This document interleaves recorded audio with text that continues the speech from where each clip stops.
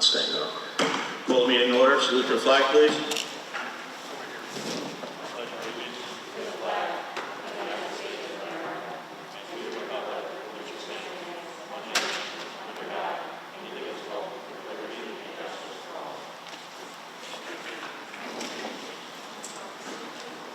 Roll call, please. Mr. Booth? Here. Mrs. Boyle? Here. Mr. Farinella? Here. Mrs. Miller? Mr. Panisi? Mr. Susselberg? Here. Mrs. Wolak? Here. Mr. Cassio? Here. Mr. Chapman? Here. Thank you. In accordance with the Sunshine Law, with the terms of the Sunshine Law, adequate notice of this meeting was posted in all school buildings, the administration building, borough clerk's office, police headquarters, public library, 4 newspapers, and tapped into on January 9, 2020. Please be advised, there's no smoking on school grounds inside or out at any time. Please silence all electronic devices, and pursuant to District Policy 0167, each statement made by a participant shall be limited to 3 minutes duration, and no participant may speak more than once on the same topic. Do we have any agenda additions or deletions? Seeing none, do we have any comments from the public on any of this evening's proposed resolutions?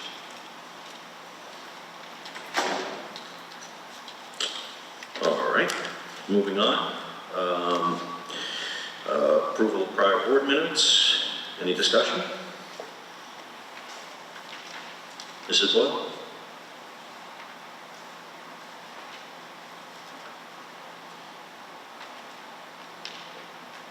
Just to clarify. Just to clarify, in the minutes from August 19th on page 6, that was a resolution to add a resolution. The way it was worded was a little abstract, so I did abstain on that. To add, I didn't abstain on that. I voted on that to add. I voted to abstain on the resolution itself.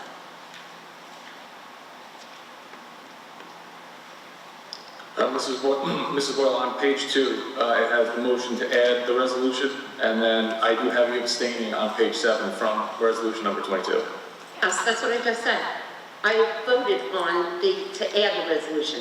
I abstained on the resolution itself. Sure. Was that incorrect in the minutes? Oh, okay. Any other discussion? Can I get a motion, please? Roll call. Mr. Booth? Mrs. Boyle? Yes. Mr. Farinella? Yes. Mrs. Miller? Yes. Mr. Panisi? Mr. Susselberg? Mrs. Wolak? I have to abstain, I wasn't here for the meeting. Mr. Cassio? Mr. Chapman? Yes. Thank you. Moving along to the superintendent's report. Dr. Leshak, please. Thank you, Mr. Chapman. I'm going to begin the report with 2 presentations, brief presentations from the Assistant Superintendent of Curriculum and Instruction, Ms. Molesky. Thank you, Dr. Leisha. There are paper copies distributed to those in the audience, and all the board members and everyone up here should have a copy already. Tonight, I'm going to review the 2019-2020 advanced placement scores. Usually, this score report includes NJSLA, DLM, WIDA, all of the other amazing state assessments we take. But as you all know, last year was a very unique year, and the only standardized assessment given was through the College Board for the advanced placement classes.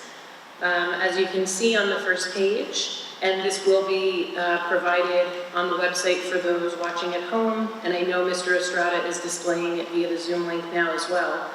The AP exams are scored on a 1 through 5 scale. Depending on university and college guidelines, students may use successful AP scores to replace college courses. So oftentimes if a student can attain a 3, 4, or 5, that could take the place of an introductory course for their freshman year. The report we're going to look at is broken down by subject. So for the math courses we offer in AP, Calculus AB, Calculus BC, and Statistics, You can see that there are scores for South Plainfield, scores for the state, and then also the global average, since these tests are offered across the globe, depending on which countries take part in them. The top score is a 5, and as you can see here in Calculus BC, our students achieved that. But aside from that, across the board for Calculus AB, we averaged at a 4.44. As I said, Calculus BC was a 5, Statistics was a 3.85. All of these subjects excelled beyond the state average and the global average. Moving to the next slide for science. Biology, chemistry, environmental science, and the new AP seminar course, we were slightly below the state average, except in chemistry. I'm not going to read all of the numbers, and I'll get to an analysis at the end a little bit further. For slide 2 for science, we have Physics 1, Physics 2, and Physics C mechanics. We scored great across the board, holding our own either at or above the state level and exceeding the global average. In history, U.S. history, world history, psychology, U.S. government and politics, we did struggle in most of these classes aside from world history, where we did excel at a 3.92 average. For English, English language and composition, English literature and composition, we were at a 3.75 for English language, which was above the state and global average. English literature and composition, again, we were above the state and global average. For music theory and art, comparable scores to those around us with the state and the global average. And then finally, for business and world language, we did excel beyond the state and the global average. Normally I would spend some more time analyzing these scores, but as you know, students took these tests from home for the first time ever. Our schools shut down in March, so instruction was varied across the board. So you can see on the last page here where I would normally analyze the trends and outline an action plan. For the biology, environmental, AP seminar, US history, and psychology course where we fell short, we have never fallen short before. So I can say we did address those shortfalls, and you can see the ways that we did that here. The teachers and the department supervisors, along with myself, we reviewed the student performance trends over the last 5 and sometimes 10 years, if we've been giving the exam for that long. We facilitated a correlation analysis between the classroom grades and the exam performance. So if everyone got A's in the class for their classwork, but then they scored a 2 on the exam, there's obviously a discrepancy in the rigor of what's going on in the class. We also reviewed students' performance, and we will continue to review student performance assessments materials throughout the year to benchmark progress. But as I've written on this report, the courses underlined have not been identified as in need of improvement prior to the AP test being given at home during the spring 2020 administration. So that concludes my AP data report for the 1920 school year. Thank you, Ms. Mosca. Do you just want to go right into the HIV self-assessment? Sure, thank you. Every year, we are required to have each school do a self-assessment to determine our anti-bullying grades. The highest score you can get is a 78. The categories we are scored on: HIV programs and initiatives, trainings, staff instructional and training programs, curriculum and instructional training programs for students, HIB personnel, school-level HIB incident reporting procedures, investigative procedures, and reporting. So I'll read the scores for each of the schools. The high school had a score of 70 out of 78. The middle school had a score of 70 out of 78. Grant School, a 70. Franklin School, a 71. Kennedy School, a 73. Riley School, a 76. And Roosevelt School, a 72. I have met with all of the Saxon counselors and principals who are responsible for these scores. We've gone over the evaluation rubric so that we can identify areas in need of improvement for next year's reporting. Thank you, Ms. Mosca. Yes, Ms. Book? I have a question. When the training is done with the personnel. And part of that training also involves the Be Kind, the way students are taught about forming a community, correct? We have trainings here, specifically, this is on how we train our staff and how we train them to conduct the investigative procedures. There is something in here as well for student programming, and so that is one of the programs that we would do at the elementary, focusing on social emotional learning and kindness between peers. And Any other questions for Ms. Maliska? Thank you. Dr. Michelle. Thank you. As we are preparing for our students to begin the process of phasing in for our hybrid in-person learning, which begins on October 5th, completing with a full phase-in the week of October 19th, we have received our parent-guardian surveys back, and at this point, we have 2/3 of our students wanting and planning to return over the next 4 weeks. I held a parent meeting this past week with almost 1,000 of our parents and guardians online, asking any questions that they had in regards to what was going to look like as their students returned and what were the options for virtual learning. So we'll be placing the 350 questions up on our website shortly, so you'll have the opportunity to take a look at those questions. Parents will receive their child's assignment for the AB cohort by the end of day Friday. They will have to log on to the Genesis system, but I will be sending a reminder email to all the parents. Parents and guardians must log into the Genesis system and complete the COVID paperwork, which is required, with the information on checking for symptoms of COVID, as well as taking your child's temperature, making sure you're sending us a healthy child. Individual parent meetings have been scheduled over the next 3 weeks that are building-based, so you will receive an email regarding your specific building and your specific grade level to log on. We'll have a Zoom meeting so that we can talk to you about anything specific to your grade levels or specific to the building. As a reminder, masks must be worn by all students, faculty, staff, and any visitors, which will be limited to the building.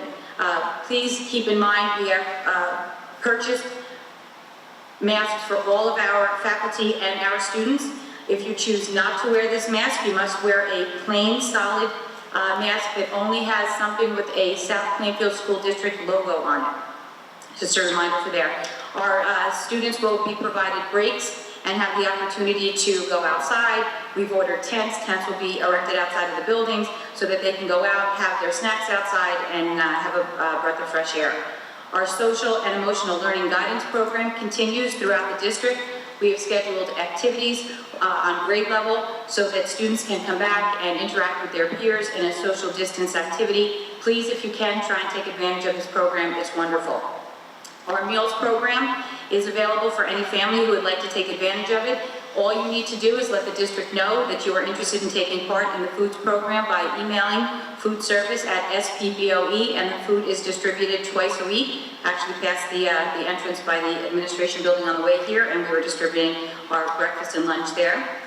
The district is in the process of completing our assessments in person, and it's going very well, so I'd like to thank all of our teachers who have been working very hard to get that completed, as well as our parents and guardians who are bringing their children in to the administration at all different hours during the day. As a reminder, Community Connection, our program is back. We're back. Our first episode of the year was posted last week. Mayor Ness joined me as I spoke with the mayor about what's going on in the borough. We talked about what's happening in our school district, and then it was followed up by a presentation from Mr. McCann as we talked about fall sports. So if you haven't had a chance to watch it, please go on and watch it. And over the next few months, we'll be having all of our principals on to have presentations. We will have our district administration on, but most importantly, we will have many, many of our students on to talk about what's going on in their class, the programs that they're working on, and all the wonderful things that are happening here in South Plainfield. So I'm looking forward to presenting all of that to our public. Thank you so much.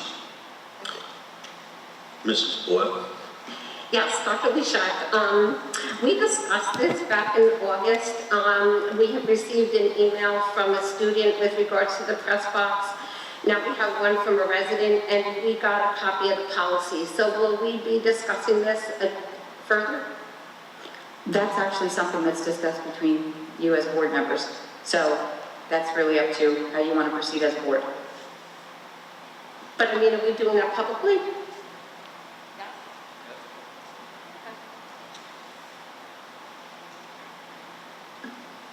Anything else?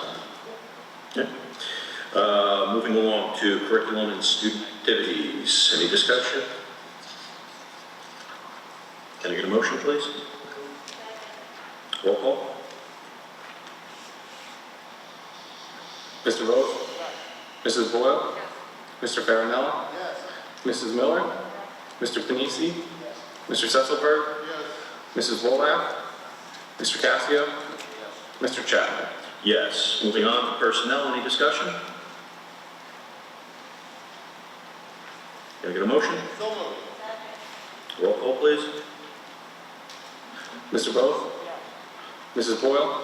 Yes, and congratulations to Bill Homesteader and Mary Ann Decker on your retirement. Mr. Farinella? Mrs. Miller? Mr. Panisi? Mr. Sesselberg? Mrs. Wolak? Mr. Cassio? Yes, abstain on 13C1, 11, and 52. And Mr. Chapman? Yes. Thank you. Moving along to finance. Any discussion? Mrs. Boyle? The resolution with regards to the school district family-based youth and families, is that under finance? I'm trying to follow. Yes, it is. All right, well, I want to thank you for putting that resolution on. I think it's super important. This is an item that's proposed to be cut. This is part of the school district initiatives that are provided for the social emotional issues that students and families have, along with other things that are put into that state budget, along with cuts to extraordinary special aid. These are all dire funding that we need, and so thank you for putting this on, because this will be sent to the governor and the other officials. Thank you. You're very welcome. This is a good resolution, and are we one of the districts that participates in this? Do we know? Yep, so that's great. Thank you. Okay, any further discussion? Can I get a motion, please? Motion. Second? Roll call? Mr. Both? Mrs. Boyle? Yes. Mr. Farinella? Mrs. Miller? Mr. Panisi? Mr. Sesselberg? Mrs. Wolak? Mr. Cassio? Mr. Chapman? Yes. Moving along to public comments on any items, whether in person or virtually. Yes? Yes, over to the podium, please. And if you don't mind, please, if you could wear your mask while speaking.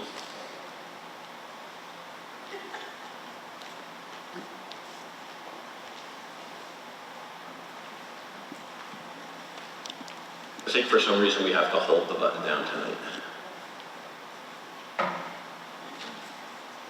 Shelley Glover, Team 24, James House Court, South Plainfield.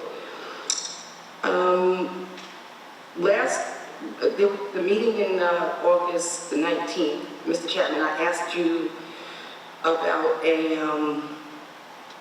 the curriculum addendum, and you instructed me to speak to Mr. Benanti regarding that. And I reached out to him, and I was told that I needed to, in order for me to see a committee report, I needed to do an Oprah request or wait until you guys had voted upon it tonight.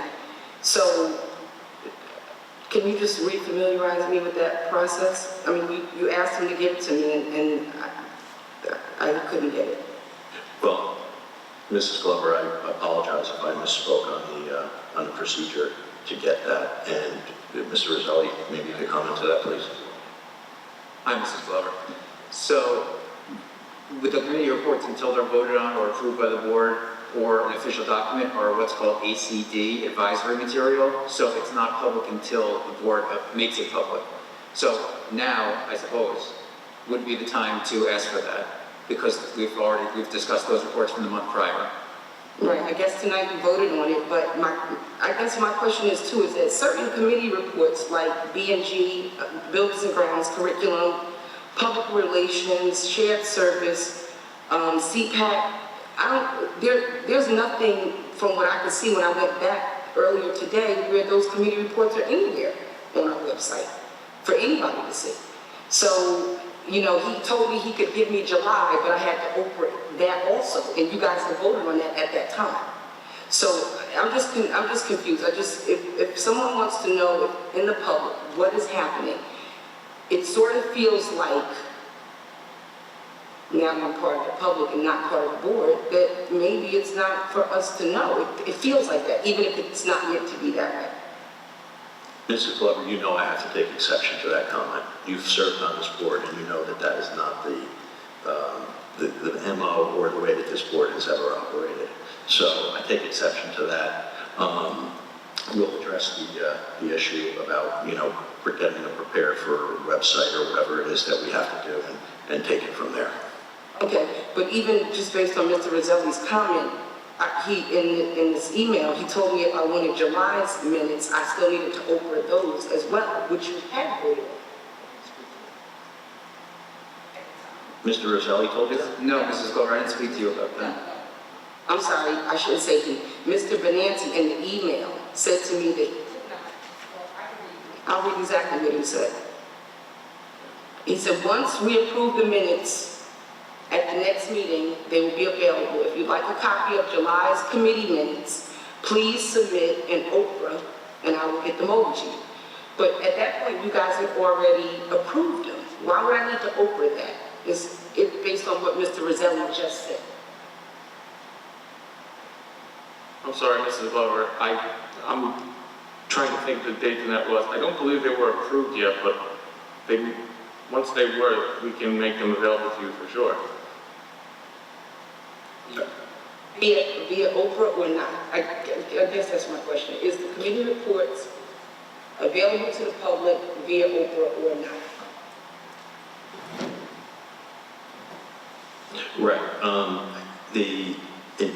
Until the board decides to put them available out to the public online, then they do need to be over it. But once the board decides on that, then they do not need to be over it. Yeah, and we'll address that further. Thank you for bringing that, you know, to our attention. Okay. Another question. I noticed that the last meeting, the board had some district goals, and the board had goals and the district had goals. I don't know if it's Dr. Leshak that can answer this, but how does the board and the district goals support one another? Because I know that they're separate, but there are 3 sets of goals for district, 3 or 4 for the board.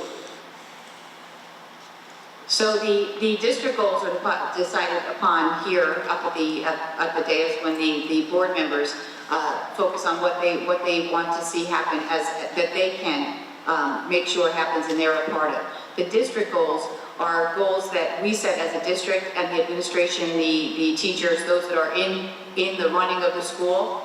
That's how we come up with the district goals. So the district goals are aligned with the function of the academics, the things that have to do with HR, things that are run within the district. The board goals are set based on what the board is actually able to support. So what part they play in it. So for example, off the top of my head, one of the board goals was to continue to acknowledge the successes of our students. So that would be something that the board would take part in. So they would be part of a program where they acknowledge the successes of the students. They would be a part of that assembly. They'd be a part of that. Whereas another goal would be for a district goal would be to increase the academic scores of. That's something that the board supports us as in supporting our program, but that's work that's actually done by the administration and the teachers. Okay, so in I don't know, took a picture with my phone, it's quantitative goals.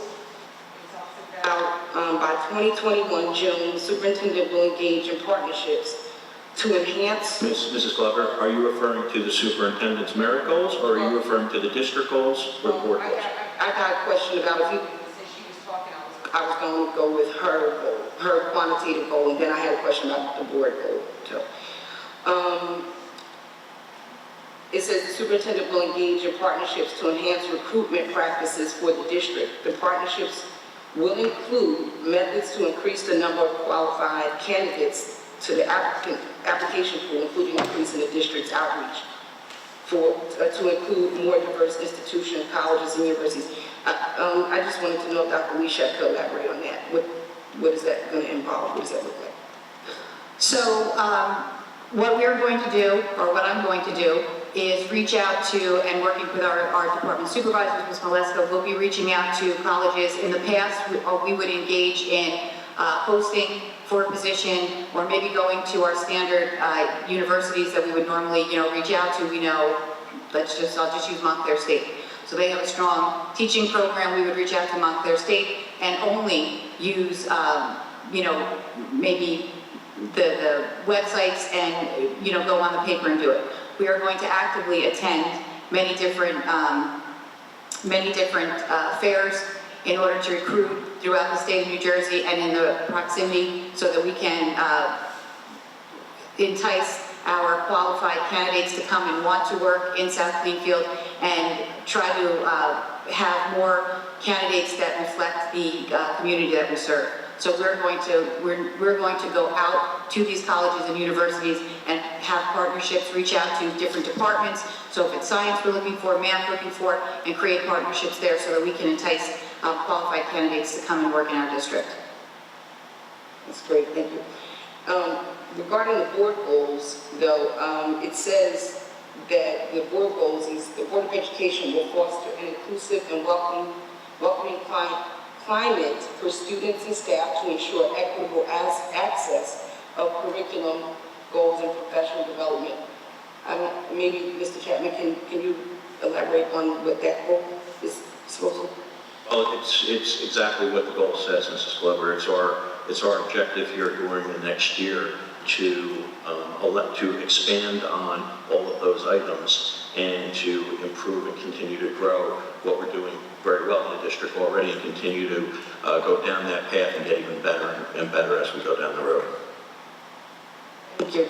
Also, regarding on the agenda today, you guys had approved the Digital Divide Grant, which was, I think it was like $294,000. I noticed that some districts have put a calculator on their website to show how that money is being spent. Maybe just as a suggestion to the public, maybe doing something like that would be nice, so that the community can see where the money is being allocated. And we're doing great because we are a #1 device district, better than a lot of districts. But I think it's nice to see that our digital footprint will be even larger once that money is awarded, and we can see where it's being spent. And the last thing was, some people from the community were trying to come in tonight, and they were told that they couldn't because of the COVID rule. So I Googled covid19.nj.gov, and for an indoor gathering for religious or political activities protected under the First Amendment must be limited to 150 people or 25% of the room's capacity, whichever number is lower. So I think if it's correct that this room is over 1,000, we can't let 25% in, but we could have let 150 people in. I don't think we had 150 people outside. Again, it just feels like the community is not going to, although you guys were trying to follow the rules and we get that, but in this big space, if we can't have another 5 or 8 people, I don't know. It feels funny whether or not we should want our kids to be back in school so soon. Mrs. Glover, we're not a religious or political entity. We do not fall under that category. Which category do we fall in? Just a public gathering. So the one is called general indoor gatherings? Mrs. Glover, just to clarify, I actually did look into this, and I actually contacted the School Boards Association to discuss this with their attorneys, and we are not subject to any exceptions. They actually, after we contacted them, issued an alert to all the districts saying that it's their view and mine that we're limited to the 25-person gathering at this time until something changes with another executive order. We're not a political activity, we're not legislative. They actually did all the research and we did as well, and there is no exception to that. Okay, so I guess my rationale for that particular one was because it said if you're protected under the First Amendment, so. Yeah, if you read the whole order, when they talk about political activities, then they say things, and it actually says like protests or things like that when you're exercising First Amendment speech rights. This is, even though we're doing that, this is not what they meant by that. Thanks. Thank you, Mrs. Glover. Thank you. Yes, ma'am? Good evening, my name is Simone O'Leary, 108 Hill Hollow Road, South Plainfield. Dr. Leshak, in June, we received a letter from a former student with concerns about the lack of diversity and inclusivity in our districts for parents and students of color. In July, you responded to that letter stating that our district was committed to educating and working with the borough residents to create a more unified community. I noticed on the agenda tonight that you're voting on a professional development training for teachers and administrators, which seem, at least for the administrators, to just be a book study on self-bias, and a training for teachers only on culturally responsive teaching. Can you please expand a bit more on the specifics of that training, if that is the only diversity training that the district plans on undertaking for this school year, and what results do you expect to get from these trainings? Okay, so just so you know, this is not a one and done deal for us. So our professional development, if you see it on the agenda, it just means that it's going through so that we can approve the payment. So it's just the beginning of what we're doing. Over the summer, we had training for our administrators. We brought people in to come and have a conversation with us and have difficult conversations where we discuss exactly what it means to be a person of color and what it's like in today's society. We specifically asked that those that make the presentation to us would be somebody that had experiences in their own life, so their own life experience. We took it very seriously, and we had professional development where all administrators took part in that. In addition, we also had a book study, So You Want to Talk About Race, which was a very difficult book for us to read and see how somebody who is a person of color is seen, as their perception of how they were seen, and it really was eye-opening for our administrative team. In addition, we also invited our school resource officers as well as the supervisor from the South Plainfield Police Department to take part in it, because we are committed to becoming more understanding of our entire school community. Before the doors opened, or virtually opened, we also had our teachers take part in a training. The idea is that our teachers, starting from the administration, to our teachers, to our students, we need to have a better understanding of what the needs of our students are. And that means we need to have a better understanding of our community. So in addition to having professional development that is not going to stop just on what you see on the agenda, we also have a number of committees that are put together. We already had a committee running up at the high school. We have a meeting, I believe it's Friday, made up of many of our teachers and our students who are committed to having us better understand what we need in the classroom and outside as a society. Let us know we can do better. We also I reached out to our faculty. I've had over 22 teachers respond and say, I want to be a part of the committee. Everyone from all different races, all different cultures, asking to be part of the committee. We're also recruiting some of our students to be part of the committee. Voluntary, we want people who want to be a part of change. Also reached out to our borough. We have a representative from the borough who is sitting on the committee as well. In addition to that, we have a wonderful person on our committee, Mr. Kyle Anderson, who is our county superintendent, and he is going to sit in on our meetings with us.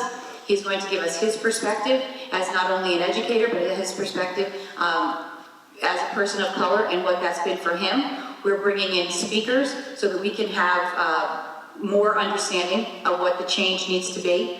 I've reached out to the state. We are also having the state come in and talk to us about, through the OMSEC Commission, as well as we'll be talking about Holocaust.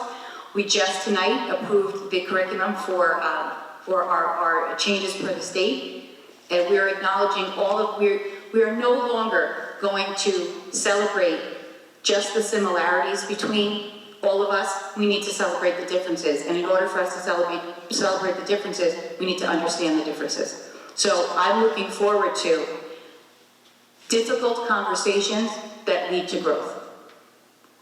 Okay, that being said, is the information about the committee and what's happening with the committee public information? How do we access that as parents or even other students? And who actually chose who's on the committee? And is it a voluntary committee? It is a voluntary committee. We did talk about who would we choose to be on the committee, and then I thought, why would I choose anybody to be on the committee? If you are volunteering your time and you would like to be a part of the committee and you are willing to be a part of the difficult discussions, I want you there. Everybody's going to bring something to the table, whatever it is. Our students, we are asking our students to be a part of it. It's also going to be voluntary. I thought it was important to ask for somebody from our borough, somebody from the council to be a part of the committee. I thought it was important to reach out to the state, as they're the experts in the curriculum area, so we would have somebody on there as well. And asking Mr. Anderson, I really just think that's a win for us, because he's an amazing community member, not only our county superintendent, like I said, an educator, he also happens to be a councilman. So we are going to have meetings. Our first meeting is actually this year planned for next week. Our agenda for next week is going to include, we are going to have an official name for this committee. Right now we're calling it the committee. It needs to be called something different that we'll agree upon. We'll come up with a mission, a vision, and a goal. Goals. Once they are, we've committed to it, it will be public. My intention is whatever we're doing on this committee is going to be up on our website. The idea of having the students at the high school, they have their committee, they're meeting together so that then they can in turn turnkey anything that we talk about. We've talked about in that committee coming up with public service announcements. I mean, there are things that our students see in, in their age that I wouldn't even notice. So we're talking about things that appeal to students in getting as much information out as we possibly can, and in turn that's what we'll do again. So when we have a meeting, I will report here to the board on what's happening in the committee, but it is going to be on our website. And how did the parents actually know about this committee and who's on the committee? I've talked about it here in public. The parents don't know about the committee, as the parents were not asked to be a part of it. We wanted it to be completely based in the district, with the exception of those from the town and from the county that we're asking, and from the state. And we'll be bringing in speakers that have information that we can then share with the rest of the district. Now at the end, if we find out we have this committee and we've done such amazing things, which I'm planning on doing, I would have no problem in having an assembly for our parents. Let's see what South Plainfield did. We know we can do better, so this is what we're doing. The parents are actually not invited to be a part of it. It's going to be a district-based program. Okay, I appreciate that. So the long-term goal, at least for the 2021 school year, as far as professional development, what is the goal of this board? You say it's not a one-time and done, but what actually is the goal for professional development for administration and for faculty and teachers? Okay, so I may not be wonderful in articulating this right now. We'll have it laid out completely as we develop our goals. I want to give you an example. As a teacher myself, I started off in Elizabeth. I was not aware of some of the cultural differences of my students that I taught. So some of the things that I might find different, maybe in some cases disrespectful, was because that's my culture. Whereas I'm dealing with a student who, in their culture, it's respectful to do whatever it is they're doing. Our teachers need to have a better understanding of what is building their students in front of them. What's the culture you came from? I need to understand. So it's long been said that black students, boys actually for the most part, receive more discipline than other students. Well, that may be because the teachers that they have in front of them don't understand their own culture, don't understand that the behavior that they're engaged in is standard behavior. We need to understand that because we are teaching the community. So we have to understand. And if I don't ask the questions and the conversations aren't difficult, and I don't look at myself and say, I didn't understand that, I didn't know. That's the goal. The goal is to better understand. They're not just, this is a 5th grader, this is a 6th grader, everyone's the same. Everyone's not the same. And we need to understand what everybody's background is. And that's the goal, to understand what we have to do as educators to educate all members of our school community. Thank you. Thank you, Mrs. O'Leary. And I want to just reiterate that none of this is lip service. Dr. Leshak and Ms. Moleska are working very hard on this stuff. The conversations that go on behind the scenes they are very passionate, and the entire board supports them and wants all this taken care of as well. And maybe in the past, things maybe were lip service, years and years ago. That's not the case anymore. Dr. Leshak and her administration and everybody up here is committed to improving the district and making sure that our cultural awareness and the needs of everybody are fully met. I assure you of that. You are not receiving lip service. Yes, ma'am? Thank you. My name is Juana Lopez, 133 Fairmont Avenue. Before I get to my question, I would just like to make a comment based off of the exchange that just happened. I just want to say thank you that on September 23rd, 2020, that the board and district is doing work to become more racially aware for the Black and brown people in town who have been living in town for a very long time. And also I think there was a comment about you had a male person of color on the committee. I just want to say that you also need to have a Black woman on that discussion. I'm sorry, I don't want to interject. No, I was just talking specifically about one person. Our committee is very diverse. And that's great. I hope that that does happen and continues to become more diverse. It is my experience that that is not the case, and 1 or 2 people is not enough. And we also need to have Black women on those committees. So with that, regarding the letter dated July 14, 2020, in your response, regarding the curriculum, your letter stated that the district is partnering with BIPOC organizations to facilitate training to faculty, staff, and students. What organization has been chosen, and how are they vetted, and what is their success rate in other districts? Okay, so I'm going to have to ask my partner to help me out on this, only because the name of the company that we used to first come in to have the conversations about the training is Inspired Instruction.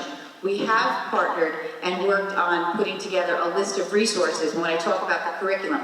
So Inspired Instruction is talking about not the actual curriculum, they're talking about the presentation of curriculum and instructional strategies for how we can better teach all of the students in our classrooms.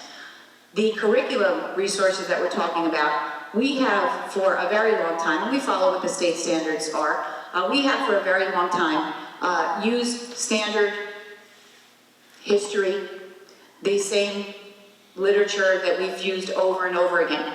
So what Ms. Moleska and I had talked about, and then talked about with the curriculum supervisors, was bringing in literature and also including across the curriculum contributions from people of color. All of our history is based on the same history that we learned in the 70s and the 60s and the 50s. The only thing that changed is if something occurred, from that point on. But we've been reading the same stories. We've been reading the same literature. That's not going to be the case. We're bringing in works that are written by people of color. We're going to discuss contributions in history, contributions in science by people of color, and that has not always been the case. I mean, yes, you know the famous, but there's so many others that contributed. So those are just a few of the things we're doing with the curriculum and in terms of the professional development. Ms. Maletzka, if you wanted to jump in on the vetting process. To speak specifically about the vetting process, we ended up using Inspired Instruction because they already had materials that aligned with the Amistad Commission, which is the organization for the New Jersey Department of Ed that initiated using the Amistad curriculum in our classrooms. So just to take a little curriculum road trip here, we have the Amistad alignment document, we have a Holocaust alignment document. You'll notice on the agenda tonight, we now have an LGBTQ plus alignment document and a persons with disabilities alignment document. These standards have been set forth by New Jersey, and they're incredibly progressive compared to other states. But what's interesting in New Jersey, it's really up to the district as to how you implement this on a daily basis. And what Dr. Leshak was just saying, we've historically relied on the standard literary canon, on the standard historical perspective of the mainstream. And Dr. Leshak and this board has made it their mission this year to diversify our curriculum, to diversify our perspectives and understandings. And we did that through Inspired Instruction because they already had a program tailored to the specific documents that exist in New Jersey. So we did also work with, and I consulted with the African Studies and the African American Studies Department at Rutgers University, Newark. I know that Dr. Leshak, I'm going to forget the name, but there was a nonprofit organization and I worked closely with the person you recommended. And in going through a few of these different sources, we were able to, Dr. Leshak, myself, and the curriculum supervisors and directors were able to narrow it down because at the end of the day, it does come down to what is aligned with New Jersey already. And so that was the organization that gave us the biggest teeth in the movement in terms of how we can approach that in the classroom day to day, K-12. So am I to understand, so has faculty and administration been trained on how to, I don't want to say work with, but have they already been trained on going into the classroom to do this work? Right. So this is a process. So have they received professional development? Yes, they have received professional development, 2 days of professional development prior to us going virtual. We have professional development days, we have time in the afternoons that we are able to provide training. But to say that 2 days of training is enough to then go in and be an expert, no, it's not. That's why we're saying it's not a one and done. This is an ongoing process. This is a reflective process. So when you receive the training, the idea is that you take what you've learned, you incorporate it into your lesson plan, but you have to keep coming back and looking at yourself and asking, am I asking the right questions? Am I doing this the right way? So we will continue to provide the professional development throughout this year and beyond. I mean, that's the focus of what we're doing, but to say 2 days of professional development and everybody's ready and they're good to go, that's not true. That's why we're continuing. Great, I didn't expect that, but I just wanted to, the way it was mentioned, it was not clear that trainings from this organization was done to staff and administration. It's my understanding you guys had a whole lot of professional development done, and I hope that this commitment continues to do this for the town and the students. Thank you. Thank you very much.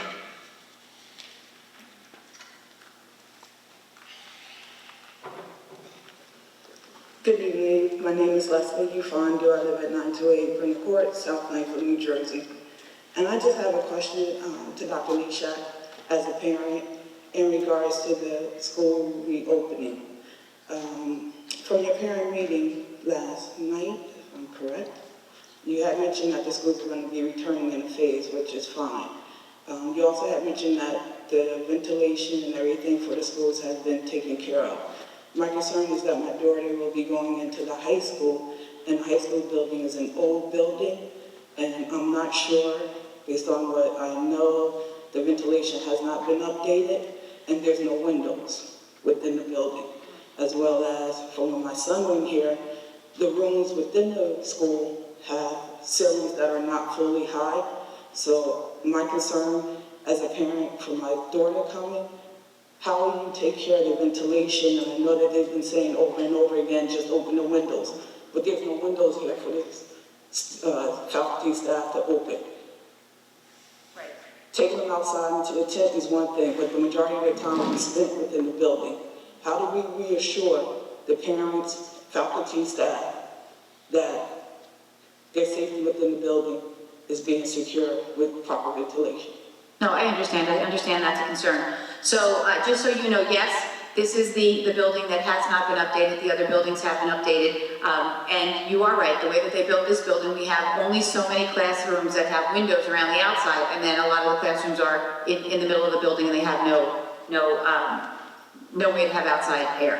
So the industry standard is a MERV 8 for a filter. We could go ahead and keep the MERV 8s in there. We are not. We have upgraded, so we have MERV 13s. MERV 13s are over what we need, and it's exactly what the systems, these types of systems can hold. So we have filtration systems that are higher than what's recommended. In addition, because of the high school being in the situation that it is, that it doesn't have the HVAC, our director of maintenance, Mr. Wiggins, had taken upon himself to order prior to our thought of what we might need in order to come back above and beyond what was recommended in his roundtables. We went and we bought air scrubbers. So there's called air scrubbers that are here located in the building in certain areas. So they'll be scrubbing the air and cleaning the air. In addition, we also have UV lighting. So the UV lighting has been also installed. It's here in the high school so that we can kill any of the germs that may possibly be in the air. So in addition to just the regular filters, for the high school, we've put the ionizers, we've put the UV lights, and we've put the air scrubbers. So that's what's here in this building. So in addition to what was recommended, we've put those things in place as well. Now we also have, just as a matter of fact for you, we also have chosen to use certain cleaning products that continue to work and kill germs and viruses. So for example, all the wax that we use on the floors here, they actually have a solvent in it that is there to kill mold and also kill viruses and germs. Each night, everything in the building is going to be deep cleaned, and we're going to be spraying the solvent on every possible surface in the classrooms. So we're doing everything we possibly can do, and I know your concern was specifically about ventilation, but that's exactly what we've done. We've done some extras here in the high school to alleviate some of that worry for our parents and our faculty and our students as they return back. Okay, thank you. The only other question I have regarding that, since the students will be exchanging classes, if I'm correct, will the desks that the students are using be cleaned in between the classes? Okay, so we don't have, and we couldn't possibly have enough custodians to clean all of the classrooms while they change. So whenever possible, and it's difficult from the middle school and the high school to remain in the classroom for more than one period. Some will, but for the most they won't. So they will get up and they'll move to a different classroom. When they leave their seats, the teachers are actually they're all going to be trained in Right to Know. There is a chemical which is actually so safe that it can be consumed, and it's up on our website, the SDS. The teachers will all be trained. It's a squirt bottle. Once the students get up from their desk, the teachers are just going to spray. By the time the students enter, 3 or 4 minutes later, because it's going to take them longer to get to their class because we're now doing one-way hallways, the students will be just given a piece of paper towel to wipe it down and sit down, and by then everything will have been killed that was on the surfaces. Thank you. The other thing is, some of the other public people came up and asked questions in regards to the professional development. You said that the teachers were trained. Just a curiosity question. Were the other faculty and staff trained as well, or will they be trained in the future in regards to the professional development training for the diversity? We are intending on training all of our staff because all of our staff does come in contact with our students. So, you know, if they're passing somebody who's working on the grounds, a custodian in the hallway, a para that they happen to be working alongside, or a duty aide, everybody is going to be trained. In addition, so will our lunch people, because they see all the kids all the time. So everybody has to have a deeper understanding. It's a commitment throughout the entire district to everybody who works here. Thank you. And my last and final question. As a parent, I was told that the virtual will be virtual until November 9th. I'm a little fearful in regards to sending my daughter to school because of what I just explained to you earlier.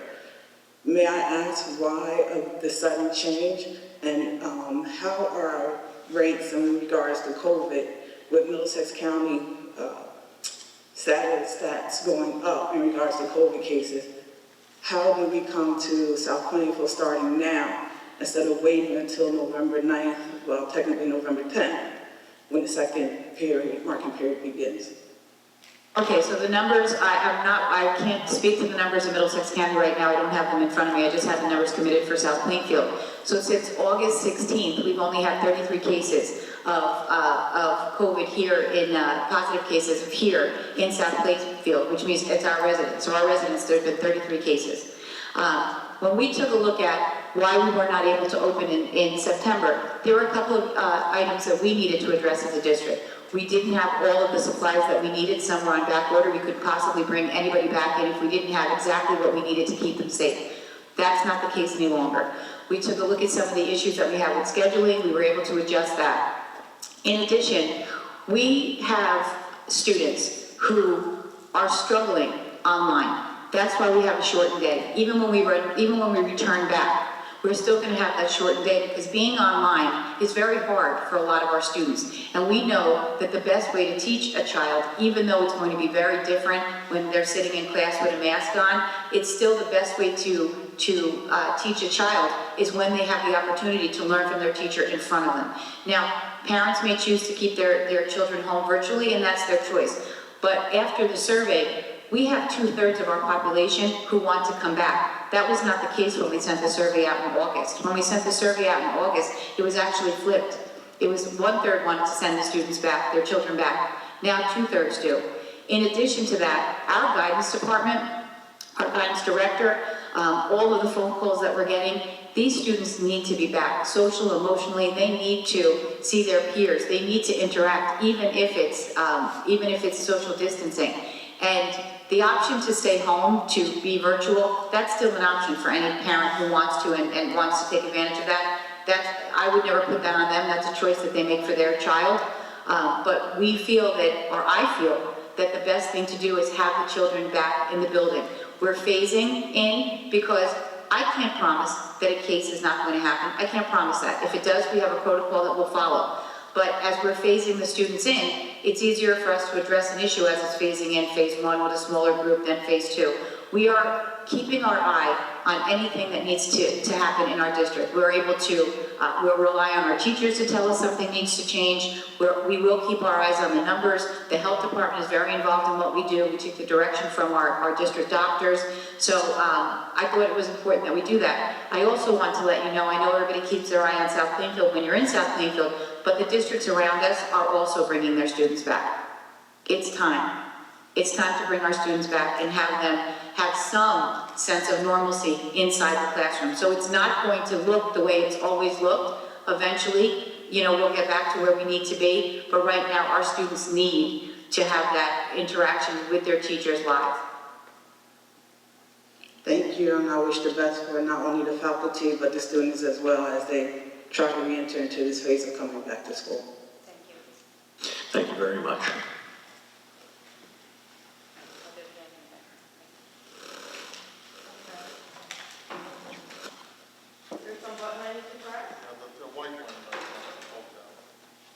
Okay. my name is Christine Smith. I'm at 3273 Evergreen Lane, and I have a couple of questions. My first question is kind of a follow-on. It's based on the letter, the response to the letter in July, and this is for Dr. Leshak. You had stated that the district had created a culturally sensitivity committee comprised of students, teachers, and administrators. Can you please advise what has been the result of that committee and what actions, if any, the committee plans to implement within the district? Okay, so as I just mentioned, we have two. One is at the high school. It's called the Culture and Climate Committee, and that's made up of administration, teachers, and students. They're talking about issues and coming up with goals to set for the high school, and then turnkeying it to their peers, during their classes. The committee that we put together, which we're going to meet, well, I said that we had sent out, that's where I'm mentioning how many people are on the committee, our county superintendent, the state representative, all of those people. That's where we're getting together. We're going to come up with a name for our committee that's going to be collaborative. We're going to come up with goals. We're going to have a mission and a vision, and from there is what is going to drive what happens in our school district for the remainder of the year, with input from all of the stakeholders. And without parents? I am going to have the committee be a district-based committee with just representatives from the community. I feel it's affecting those students that are in the district, and we want to make sure that we're hearing it from our students. It's the freedom for them to speak. It's the freedom for our teachers to learn, for them to speak. Again, we've really chosen some wonderful people to be on the committee. Anybody who wanted to from the district or the students, they were welcome to be a part of it. And like I said, I think having Mr. Anderson, having a representative from the state, as far as the Amistad curriculum, be a part of it. Having a representative from the borough, I really think that we'll be able to get a good feel for what we need to do and build the vision and mission and come up with goals that are attainable and realistic and necessary. Okay, I get that. I'm just a little stuck on the exclusion of parents. I mean, we are the parents of the students who are going to participate. So, I mean, I understand your decision. Actually, I don't, but that's just, I guess, a point that I need to reconcile. The other question or comment that I have is, the other question or comment that I have is regarding the credentials of the organization that was chosen to do the professional development. And just a quick search on Google, I expect their website to present information up front that they offer diversity and inclusion training, and that wasn't obvious. And I don't know, maybe if you could speak to it, or I forgot your name, could speak to like why this organization was chosen.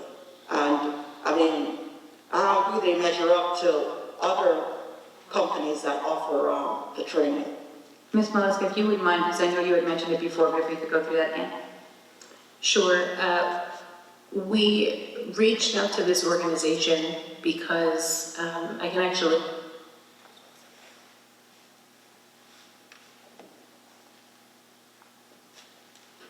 They already had a curriculum training representing all students in the curriculum, approaching race and equity in the classroom, in addition to culturally responsive teaching, which helps us as educators understand the perspectives of the fields of culturally relevant pedagogy and the characteristics of a culturally responsive classroom.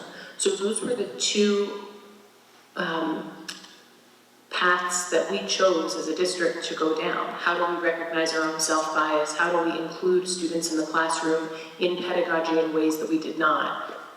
Although the company, I believe, is operated by possibly 3 or 4 directors, they pulled in presenters, all retired educators, and we were able to have every single presenter, they assured us, was a member of Black, Indigenous, people of color, Black, Asian, minority, and other excluded ethnicities that I may not be listing here. So we had people who have already dedicated their educational practice to these topics, as well as having lived the experiences that I, as an administrator, and Dr. Leshek, as an administrator, has obviously not. They were able to offer presenters, and we ran these trainings over 5 days. So we had 9 presenters running simultaneous trainings with only 40 teachers and certified other staff members in those trainings, so that they were technologically engaging and that there were follow-up activities. And so this organization not only had those 2 prescribed tracks that I already spoke about, but they were able to ensure that they could train all of us within a short period of time with people who live this and have studied this and come with a resume that backs work to allow them to be consultants for this specific topic.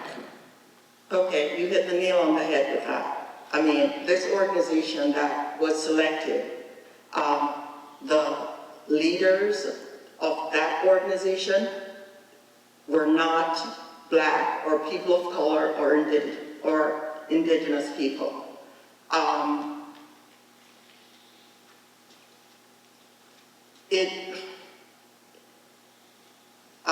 Let's see.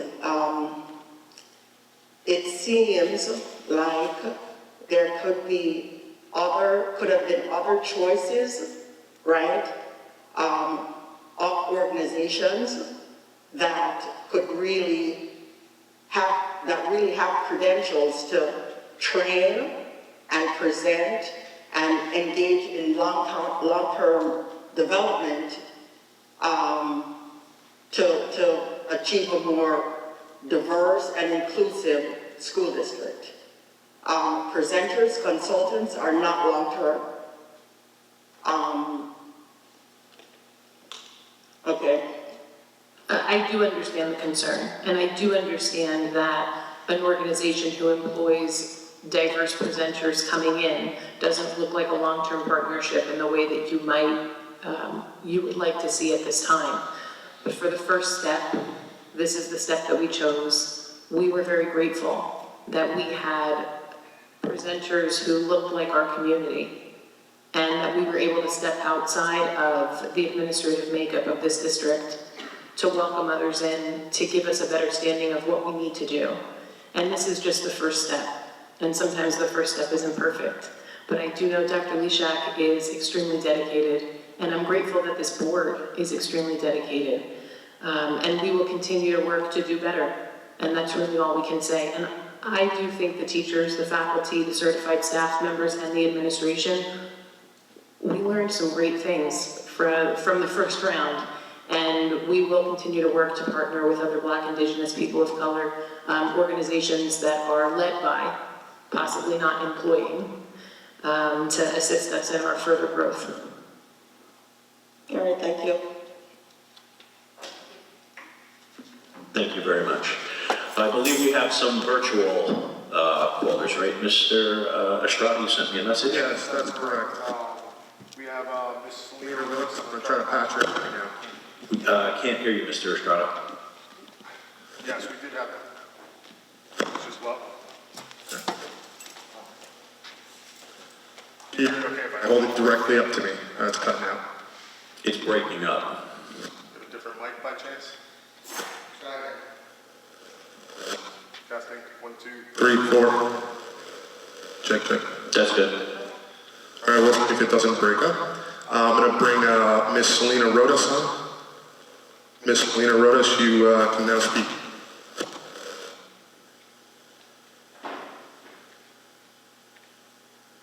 Sorry, I've been waiting waiting for so long, they might not be attentive at this time. Ms. Selena Rodas, I'm going to mute you for right now. Just keep your hand up if you wish to speak. Mr. Estrada, we have no idea what you're saying. Yeah, it keeps cutting out. It keeps breaking up. Bring it up. Yeah, the other one we can use.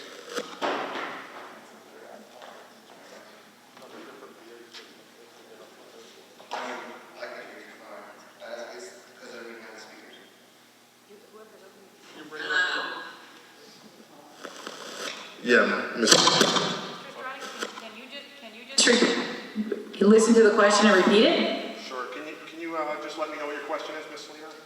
Sure. I'm so sorry. It's super confusing. It was simply, your letter stated that you were providing resources to parents and students during the school orientation.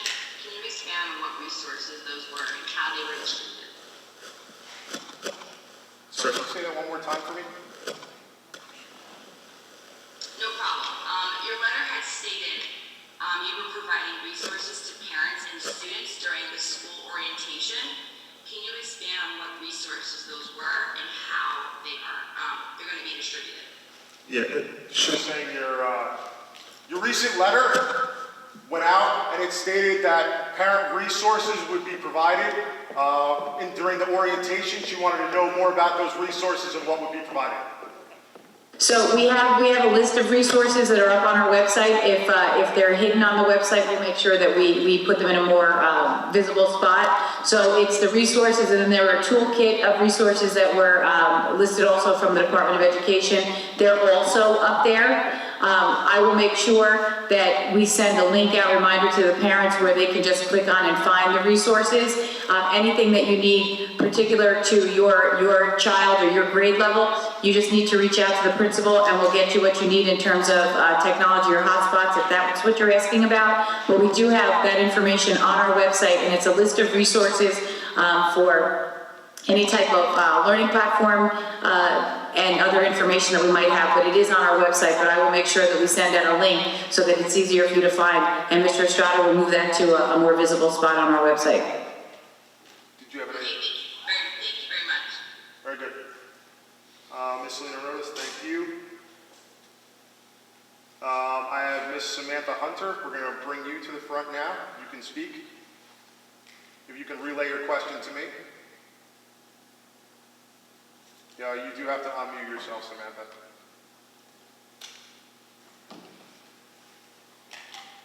Nope, Ms. Samantha will come back to you momentarily because we do have another person. I will bring in Ms. Haggerty. You have the floor. You can speak. Yep. Yep, I can hear you fine. My question is for the high school with the new MERV filtration system. How often will those filters be cleaned? Were you able to hear that? With the new MERV filtration system, how often will they be cleaned? Okay, I can't answer that specifically on exactly how many days in between. There is a schedule that they must follow. I can, if she would email, I didn't hear the name of who that was, Mrs. Hunter? Is that Mrs. Hunter? No. Haggerty, Mrs. Haggerty, if you will email me, I will find out from Mr. Wiggins how often they're changed, but they're changed based on the recommendations of for the system that we have. Is that good? Do you have any more questions, Ms. Haggerty? No, I do not. Thank you. We had Ms. Hunter, Ms. Hunter, I'm going to bring you to the front again just to see if you had any questions. All right, very good. What was your question? My question is, I had two questions. My first question was actually just going to be about going back to school, and Dr. Leshak, her concerns of the parents and bringing these kids back, but no concern of aftercare, along with working parents, and she keeps mentioning surrounding districts. Surrounding districts, when they do go back, they are planning to have aftercare. Any particular reason she keeps pushing that off? I think what the question is, are we planning on having aftercare? Yes? Yes. Yes, okay. So right now, and I've stated it in the parent meetings that I've had, right now, we have to concentrate on bringing the students back into the building and see how we progress that way. The aftercare, we are a state licensed child care provider, which means we have regulations that we have to follow. Based on the regulations that we have to follow in terms of separating the students and how many more employees we would need to monitor the students, we are not prepared. So for example, if we had aftercare, normally, let's go back a year or so, the students would be in the cafeteria, they'd be sitting at tables, they would do they would have a snack, they would do, a little of their homework, they would go outside for a little while, weather permitting, and they would mainly be in the gym. That's not a possibility now. Now they would have to be separated into classrooms. So we may have as many as 6 or 8 classrooms in a school, and we would not be able to deep clean the classrooms in order to prepare for the following day. So therefore, until we have everybody in and we know what that looks like, can we consider aftercare? I'm not saying that we're not going to do it, but I'm saying at this point in time, that's not something that we can consider until we bring our students in and see what that looks like. Can you ask the question? The question was, she keeps mentioning surrounding districts, and I'm trying to follow the surrounding districts, that I actually don't know any surrounding district. I actually teach in a surrounding district that's going back early besides November, and every surrounding district has a plan. She keeps mentioning surrounding districts. How come they are able to have a plan and we are not? Okay, I think the question is, how come they can't find what the surrounding districts are? Well, I think she was saying the surrounding districts all have a plan, and their plan may involve aftercare, is that correct? Yes. Yes, okay, so for example, I'll use Edison for example. They have paired with the YMCA, and Woodbridge has paired with the YMCA. We don't have those facilities here in South Plainfield. Prior to us opening the school, we reached out to every possible daycare center that we could reach out to, and they were not able to take any of our students. I will tell you, just this morning, I received an email from a gentleman who runs a program here in South Plainfield, so I will reach out to him, where there would be an opportunity for parents to bring their children over there. But right now, we don't have any of those facilities available in South Plainfield. And as I said, I received an email this morning. I don't want to give the name of the place until I have a conversation with them to find out exactly what they're offering before I provide that information to our parents. But that's the reason why. It's not that we didn't try, but that's since we're such a small district in comparison to an Edison or Piscataway, or a place that has a Y or something like that. That's why they're able to run them. They're not actually running them in their school buildings. Okay, thank you. My second is listening to what is going on with the cultural diversity. I know the other woman who spoke said that New Jersey doesn't have a plan, but if you look, New Jersey State Standards on the Social Studies New Jersey State Standard website said that social studies should be taught with diversity and cultural differences, and that's been there for sure for 4 years, because I know when it came about, I started changing my lesson plan to reflect that. So it's not new, and being that I have a high schooler and a third grader, I've never really seen the teachers implement that change in their social studies curriculum. So this is not new. I understand we started this over the summer, but there's things we can do right now. We are in Hispanic Heritage Month. My daughter's in 3rd grade, and her Hispanic principal mentioned it, and she was so happy to hear about it, but none of I am sorry to interrupt you. All we're hearing up here is the word social studies. I can hear. Do you want me to relay this? If I understand correctly, you're saying that the social studies curriculum for New Jersey requires that we teach from a varied perspective, and that's been going on for years? Okay, I can read it right off the curriculum if you would like. No, I agree. I understand that that's the case. The specific curriculum that I was talking about is that New Jersey is on the forefront of having an LGBTQ+ curriculum, persons with disability. When I'm talking about the diversity, you said that this is fairly new to diversity. I've been in this district for 14 years as a parent, and I've never felt comfortable or diverse with any of the teaching going on. But that has been there for at least 4 years, like I said, because I remember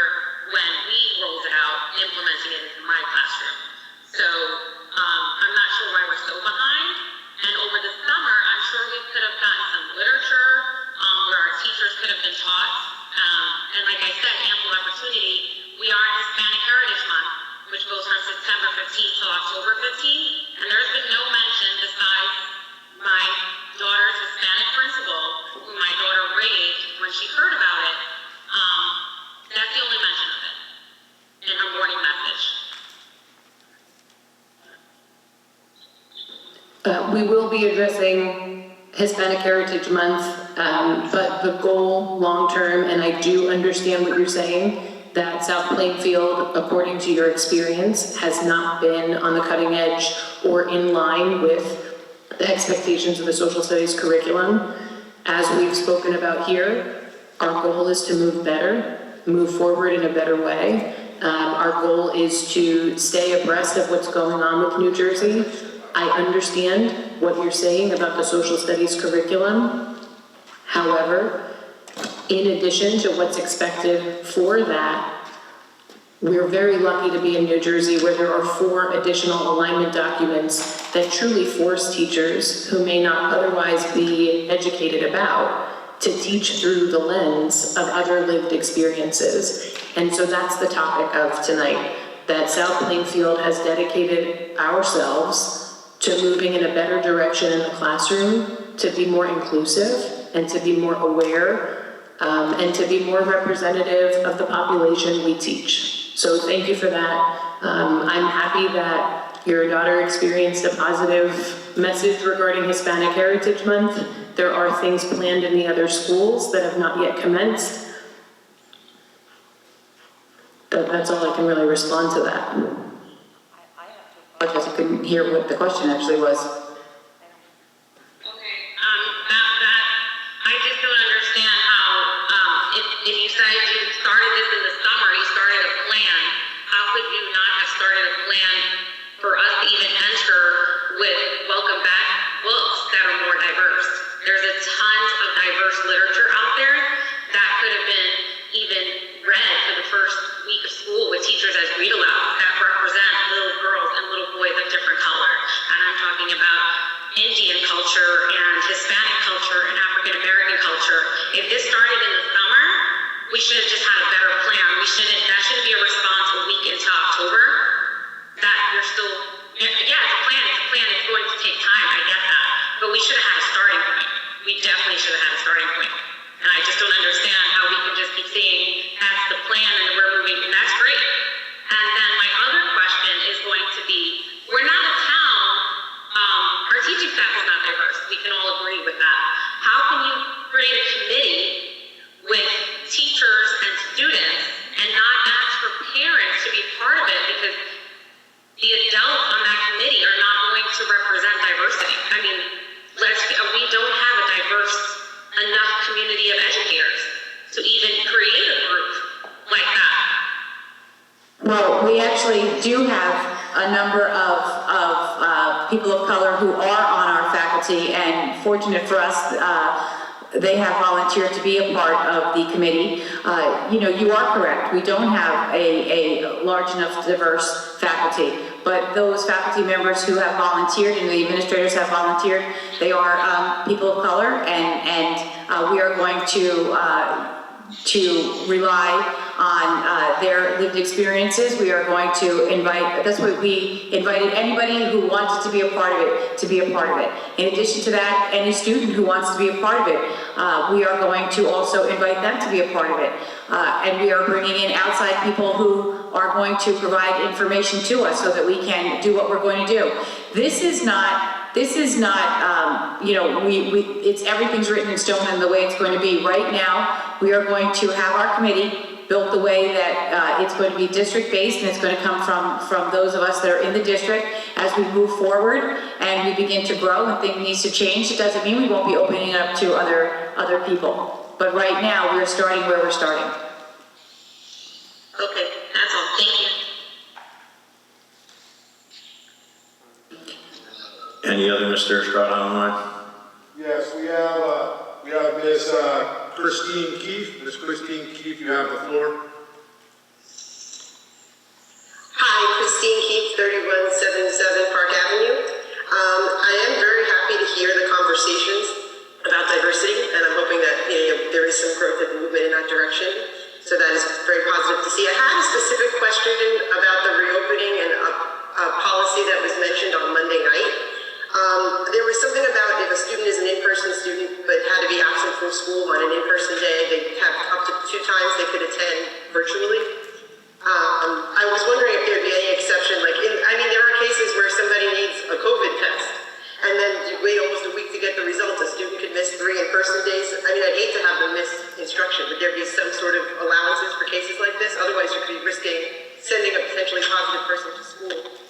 Yes, that was actually just meant the question.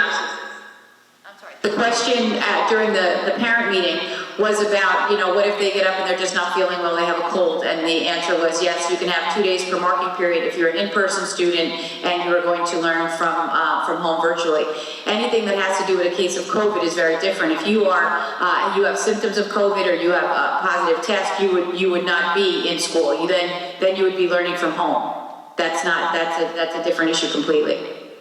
There will be no, you won't be marked absent. You'll be learning from a virtual environment.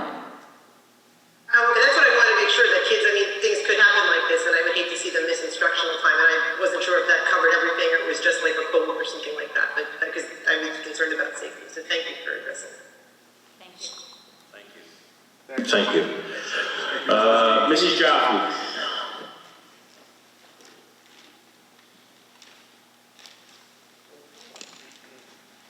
Mr. Estrada, are we done with people online? There's one more? Okay.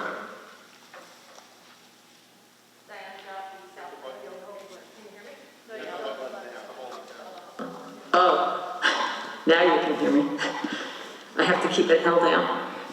Diana Jaffe, South Plainfield Education Association. I came up actually to speak about one thing, but the speaker before, Christine Keefe, concerned me. I've been a teacher here, as many of you know, this is my 44th year. I've been a special ed teacher in this district, mainly in the high school. And I have to tell you, it sounds like, this parent sounded, and I respect her concerns and her point of view, but I have taught in many classes in this district over the years, especially many social studies classes. Every single social studies teacher with whom I have worked has addressed and embraced every culture, talked about every kind of different ethnicity and the contributions. Maybe not enough, and maybe we can do better. Not maybe, we always can do better. But that is absolutely not true in saying there has been no attention to this. We have probably the most famous cultural heritage days in the county, I don't know, maybe the state.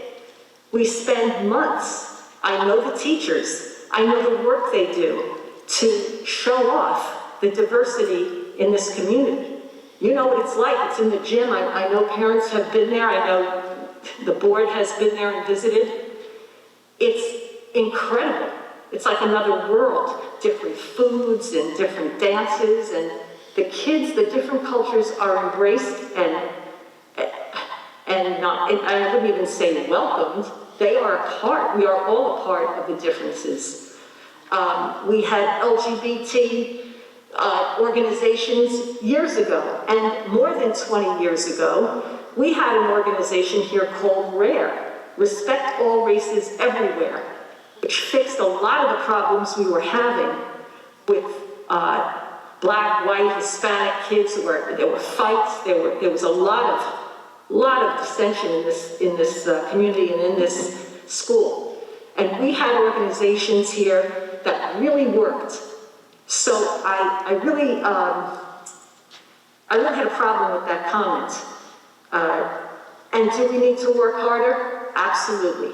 But I just wanted everybody to know it wasn't nothing. We weren't living in the dark ages before this happened. And I applaud Mrs. Maleska, Dr. Leshak for all the work you did on this. I want to be involved in it as well. So I just needed to say that. And I know, speaking with Sandy, who's a first grade teacher, she addresses this all the time, every day in class. So, as well as other teachers in the elementary level. Okay, I've spoken about that. I'm going to speak about something different now, or do I have to sit down, or? Because it's hard to speak through this thing. I know we addressed Leslie Afon, who got up here. She's a paraprofessional. She addressed you about the issues at the school and the district. But I have to reiterate some of the things that we discussed today in our executive board council meeting. of the association, Teachers Association. It lasted about 2.5 hours. And as you would guess, most of that time was spent on the direction of where we're going as far as the change. So I have to, So there are a few points I need to make about this that the executive board and the rep council wanted me to make to you tonight. The first thing is, I really want to commend the Board of Ed and the administration from the top down and including all the custodial staff, the maintenance, the engineers, or whoever, for the exemplary job they've done to get the schools ready and safe for the staff and the students. I know there's not a detail that you haven't paid attention to. Every time a teacher says they need something, it's always been, yes, we can get it for you, there's no problem. So thank you for that. But the board also needs to know, or be mindful, that the teachers and staff members are also parents. We have the same worries and concerns as the parents at South Plainfield. We also have concerns with child care, concerns about our health and that of our families. And at the start of the school year, we were told that our current instructional model would be November 9th. I know you've heard this, but I have to say it again. We planned and made arrangements accordingly. Then all plans changed. You can be sure that this has caused professional and personal conflict. Flexibility is one thing, but this abrupt change in plans appears to be disorganizational at best. And one of the most important factors or requirements in an organization like this is consistency, which we usually practice. We don't believe we're practicing it now. For a long time, your educators, have done a great deal with very little and in a very difficult situation. It seems as if you believe we can now do everything no matter what. Throw it at us, we'll do it. This abrupt change in plans hurts the teachers and staff, and moreover, it diminishes our confidence in its official declarations. And nothing has changed with any significance other than numbers have gone up in Middlesex County. Last time I read it was 22% since November 9th. So we just wanted to remind you that it is affecting us. We did make a deal, and we feel like these changes have negatively and adversely affected us. I needed you to know that from the Rep Council. I have one more question. Mr. President, may I ask one more thing? The new health plan that's coming, the state health plan, Mr. Benanti, this is for you. Will your broker when and how will this be addressed? Because the staff needs to see the differences. Once he has the plan set up with Horizon, we will set up information sessions, one per school, whether they be in person or over Zoom. And then we will also set up some open enrollment. I'll be at every single one. I'll be able to answer any questions you guys might have, and we'll make the process as smooth and easy as possible. Thank you very much. We appreciate the red. Thank you. Dr. Tianzi, Alicia. Thank you, Mrs. Jaffe. Yes, Mrs. Delaney? Can we take a virtual and then, okay, we'll do a virtual, please. All right, this week we have Ms. Rosa Vasquez. Ms. Rosa Vasquez, you have the floor. Hi, can you hear me? Yes, we can hear you. Hi, my name is Rosa Vasquez. I live on 248 Sprague Ave. And I have a question, but I did wanted to mention or comment on the previous person that just said all those wonderful things, but I don't know what she's talking about because I have a son who's in school and I haven't been that except for principal who did mention Hispanic Heritage Month, which was great, but everything else, I'm not sure what she's referring to. My question is there a dedication to have a vigorous commitment to push a path to college plan for minority students to attend a four-year college and expose them to other options that they may have, as many of them may be their the first generation to go into college? That's actually a wonderful question. Over the last 2 years, we didn't get to do it the way that we wanted to this year because of what happened, but we have brought in many colleges, universities, as well as, and I know you're saying it might be their first generation to go to college, but there's careers that are out there that are very lucrative. We have brought in many of the companies and colleges and universities to have small conversations with our students, and we will be dedicated to focusing on finding out what is the best path for a student going through Naviance, finding what their interests are, and really concentrating on what comes up in those surveys, having a conversation with guidance, and dedicating ourselves to making sure a student who wants to, who would like to go to college, finding out every possible opportunity and opening the doors to all of our students. So they're all the things that we're looking at, and I'm glad that you brought that up, because yes, like I know we keep saying we're starting. We have to start somewhere. So we started taking the steps. Again, it was a couple years ago. Last year we were a little thrown off with everything that happened, but we're back on track now and concentrating on opening up the path for our students, but a concentration on our BIPOC population. Is there any more online? Yeah, I think it's very important to not just tell them what to do, but instead give them options, specifically push them to attend a four-year college. As studies have shown that a student who attends a four-year college, they graduate instead of when they go into a two-year college, community college, they tend to drop and not really continue their studies. That's absolutely correct. That's absolutely correct, and that is an area that we will be concentrating on. We have already started looking, and also, opening up the doors to the four-year colleges for our students who would like to go. Again, finding their interest and letting them know what is out there, what's a possibility, what you need to do in order to have that. And you are right. A lot of times students who go off to a two-year college end their education there, when a four-year college opens up far more doors for them. So thank you for bringing that up.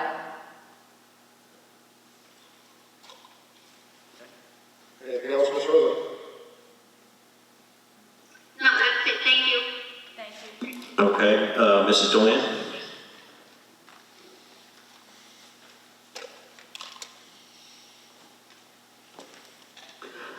Cindy Dwayne, South Plainville Education Association. I just have to piggyback on some things Diana said. In the past 2 days, we probably spent 8 hours talking to staff members who are beside themselves. We all want to get back to school. There is no doubt about it. We're working like crazy to try and keep this virtual thing good. And I'm telling you, it's doing pretty well, I have to say. But for these staff members, in 10 days' time, to have to change course, find childcare, and everything changing for them, is just, to them, some of them really feel betrayed, I have to be really honest. Because from the beginning, we were told it was going to be November 9th. There was never a mention of possibly coming back earlier, which, if it has to be, it has to be. But these people, in 10 days' time, have to find childcare, which we kept telling them in the beginning, that's not our problem. Diana and I spoke to our staff members and said, look, everybody has to worry about their own childcare. That's your problem. Wherever you work, you have to find your own childcare. But to have plans to have that ready for November 9th and then be told 10 days prior, oh, no, we're not doing it now, you have to be in next week. It's causing a lot of problems with the staff. We're probably going to lose some staff members who are going to resign because of it.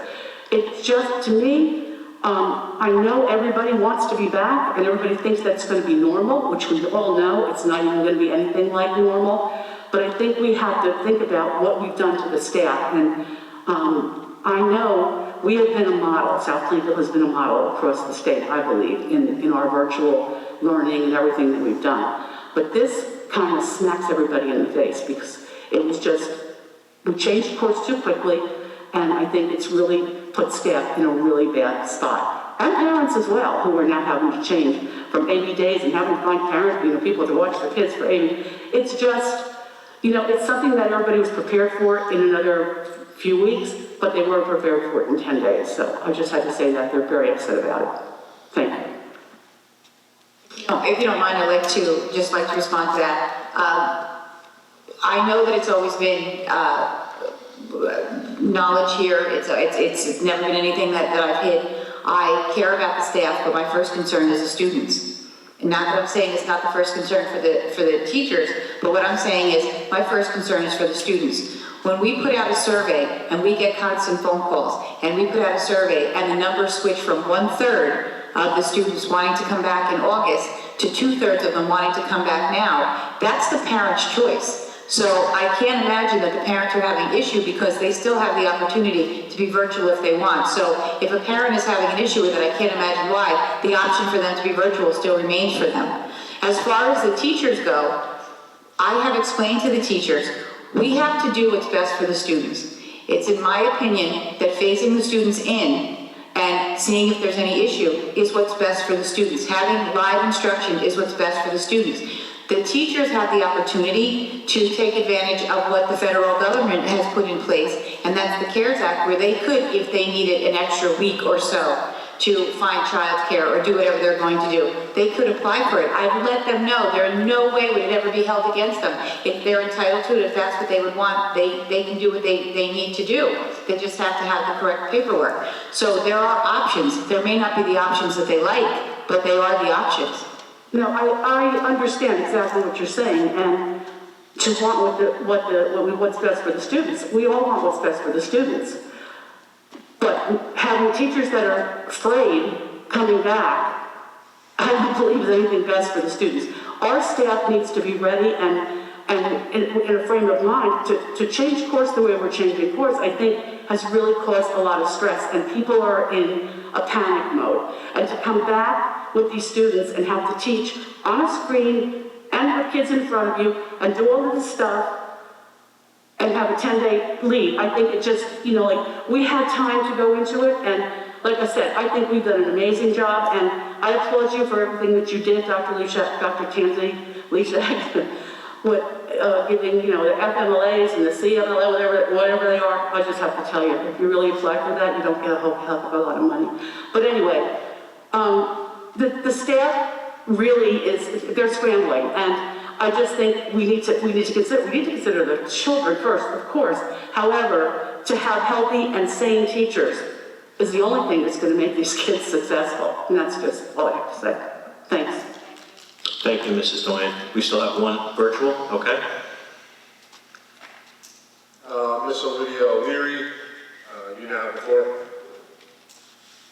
Yes, Keith? Yep, we can hear you. Great. Hi, my name is Olivia O'Leary. I live at 108 Hill Hollow Road.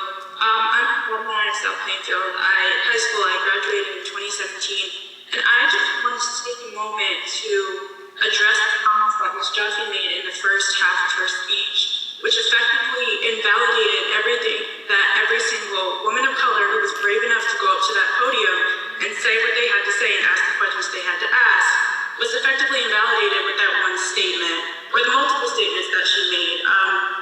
As a student of color myself at South Plainfield, I can say that Cultural Heritage Day is great, yes, but one day to acknowledge the multiple cultures that make up a student body is not enough, and it has to be an ongoing process, which I acknowledge that the Board of Ed is trying to do. I just felt like I needed to put into the space that moving fast, no pace is fast enough for these students who are effectively being hurt and are suffering extreme consequences under sometimes living in the light of teachers who do not see them for who they are.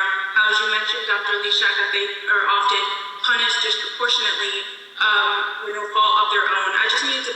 space that this is reality, that it is no issue to be underplayed no matter what the Board of Ed is doing right now, and that we should be uplifting and listening to people of color who have the courage to come to the table and say these things, because for far too long, these types of forums, these types of conversations were condemned, they weren't allowed, they weren't welcomed. And so I really don't appreciate the invalidation that was put into the space, and I think I just need to put that out there and applaud every person who came up to say what they had to say.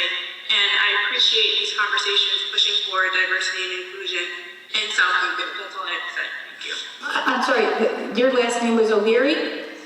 Yes. Can I just say, I don't know if this happens to everyone, but this is what happens to me. You hear something, and then that's what resonates with you, and that's what will resonate with me from this meeting. All the information that we had tonight was fantastic, all the conversation was fantastic, but Ms. O'Leary just said, no pace is fast enough. And that's what I will continue to think of. No pace is fast enough when somebody's suffering, so thank you very much. Thank you. All right, anybody else? Okay, great. Mrs. Glover?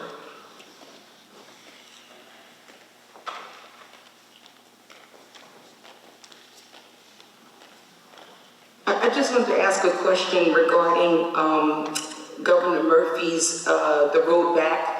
Talks about transportation. I live on the south side of town, and I'm so lucky because my daughter can drive herself to school now. But for those students who live on the south side and who require busing, can you just talk about why busing was completely omitted from the road back for South Plainfield in the, with the new return to school date? Well, as we talked, that the original return date was November 9th, and based on the numbers that we were watching, again, the numbers were 33 here in South Plainfield since August 20th, I believe it was. The ability to get the supplies in that we needed to get in, all of those things that we were able to prepare and move up faster, listening to parents, listening to our students and what they needed in terms of their social and emotional learning in addition to academic. We felt it was best for us to start bringing in our students and phasing them in. But as you know, our original plan was to start on November 9th. Because it was to start on November 9th, we were not able to, we had bid out for our transportation, so right now all of our transportation is being utilized for out-of-district students. We wouldn't be able to put out a bid and have it in time for us to do a pilot program, which is why it's a pilot. You can leave your students at home, your children at home if you wanted to do it virtually, or bring them back, but that's the rationale behind it. So Mr. Benanti is feverishly preparing the bid specs so that by November 9th, we will have our drivers back in district with our buses, and our outside services will be bid out and accepted by the board.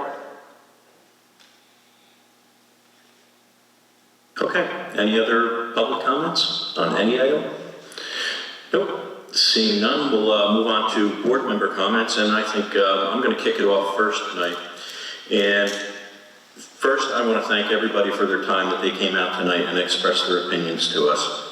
It's very important that we hear the opinions of the public out there, and they're taken very seriously.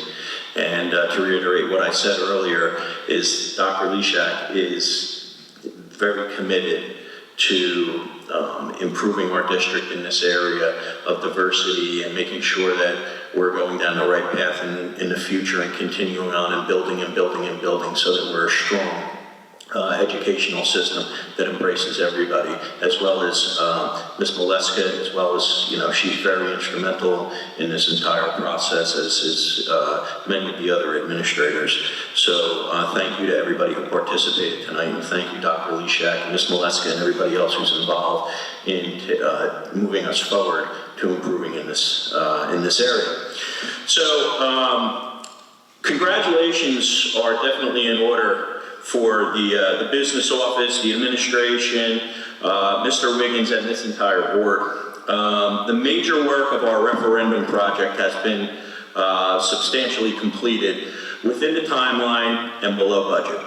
So this is very exciting because it's going to allow us to do something that may come as a surprise to a lot of people out there because management of this caliber hasn't happened in the past. I am very pleased to let you know that we will be returning over $1 million to the taxpayers of South Plainfield.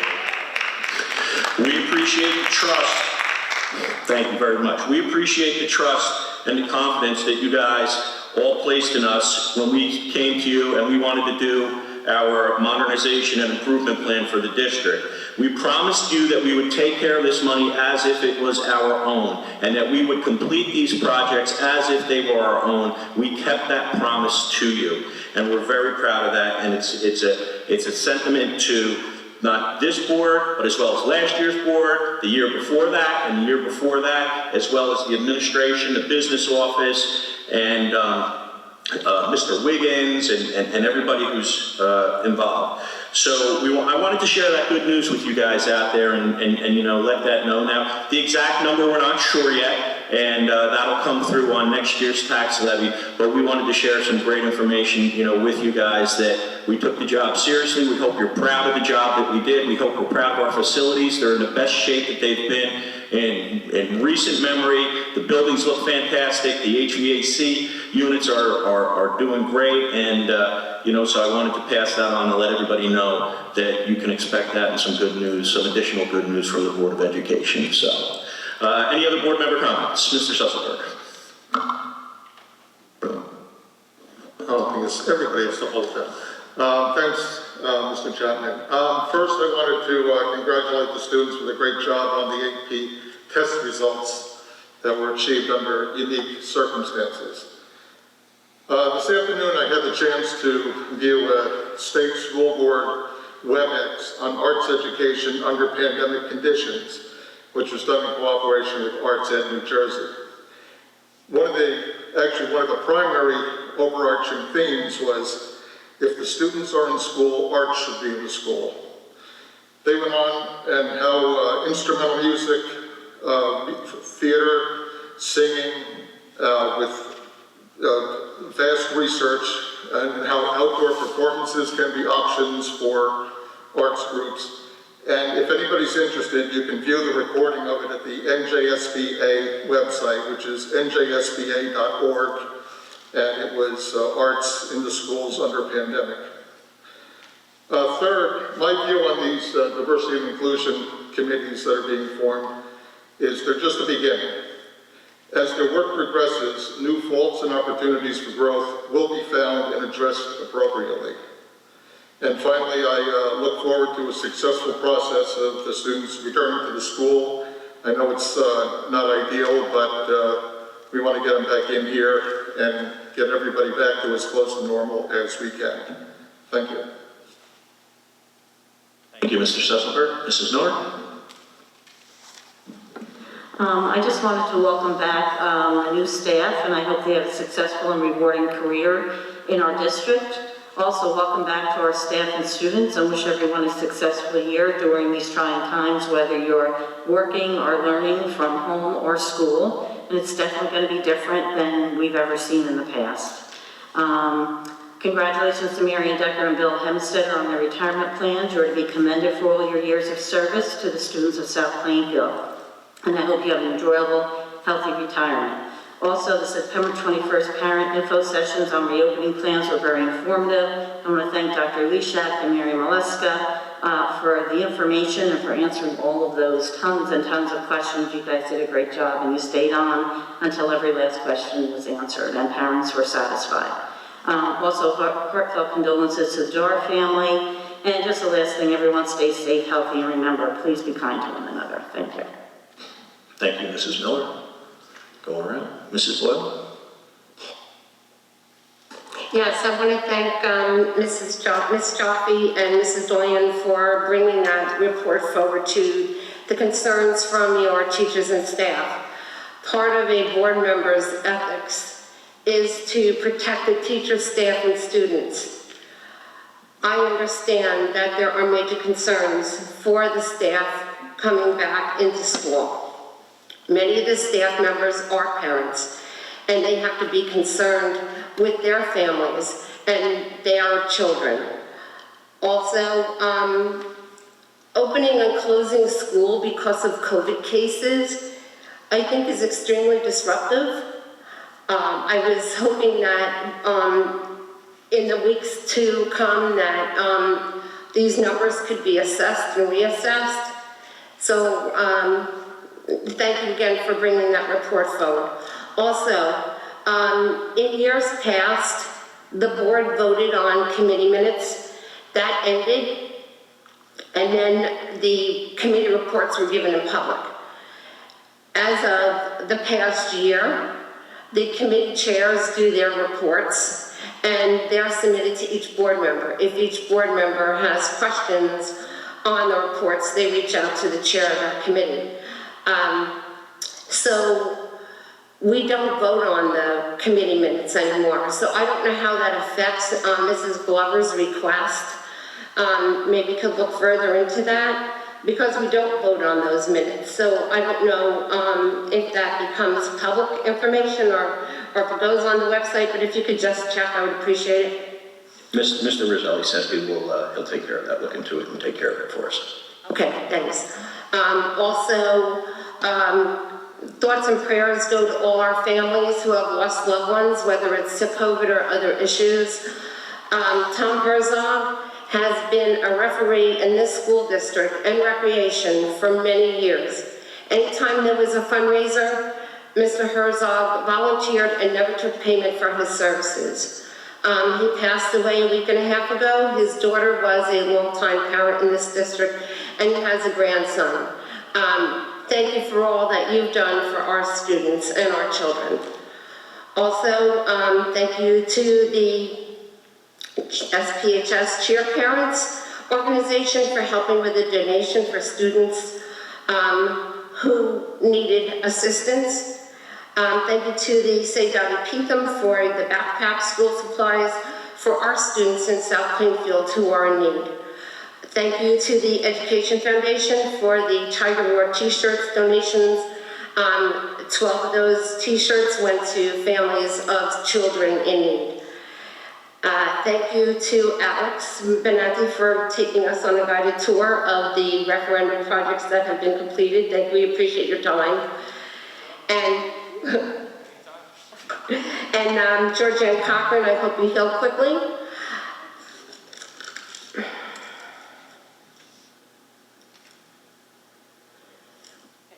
That's it, thank you.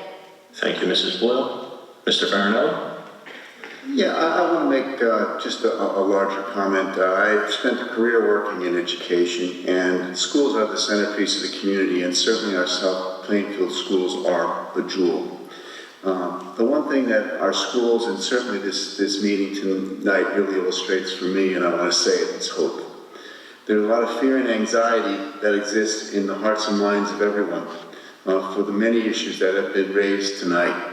But one thing that I think we can all celebrate tonight and be comforted in is that there is a lot of hope in this room, a lot of talent, a lot of commitment, and a lot of caring people who know how important what we're doing in our schools, not only for our community, but for the future, for what kids are going to believe, and how tomorrow will be better for the decisions that we're making tonight. And the hope that's here was profound, and I think that needs to be said. Emily Dickinson once said, hope is the thing that perches in the soul. Well, there's a whole lot of soul and pride and caring in this room, and that hope will carry us through the fear, the anxiety, the uncertainty, and all of the challenges that we can all overcome. And I'm very proud to be a member of this community, and I thank everyone for everything you're doing here, and congratulations to all of you. Thanks. Thank you, Mr. Farinelli. Okay, at this time, the board is going to convene into executive session to discuss legal and personnel matters. Will probably be about 20 minutes, and no action will be taken when we return. Yes? Since I was going to bring up next the discussion of the press box, since that's a public discussion, can we do that before we go into exec? That's not on the agenda for tonight. No, but it's something that I wanted to bring up since we've had 2 emails that have not been responded to. Okay. That's fine. Go ahead. Okay, I asked I asked in the beginning of the meeting, and I was told that that was a board discussion. I'm sorry, I misunderstood. I thought you meant, will that be forthcoming in another meeting when you had asked that? No. So we've had 2 emails, one from a student and one from a resident, requesting a nomination for somebody that's been the voice of South Plainfield for 40 years. He's worked in the school district, at the football games, in the gym, and for recreation. And I think that because he's a big part of that request, and of course decided by the board, because of his 40 years of service to this district, is a great idea. So I don't know how anybody else feels, but I think it would be an honor to name this person for the press box. Any other board members' comments? Anything to add?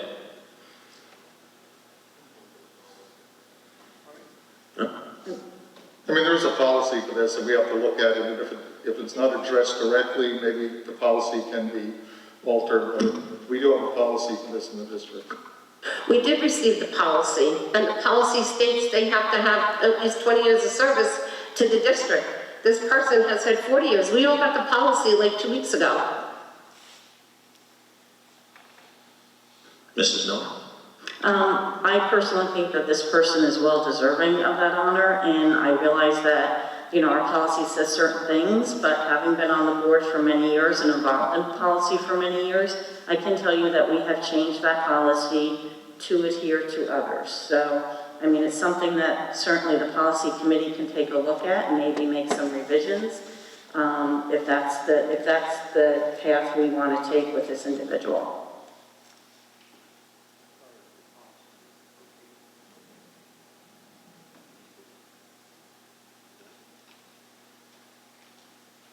Where do we go from here?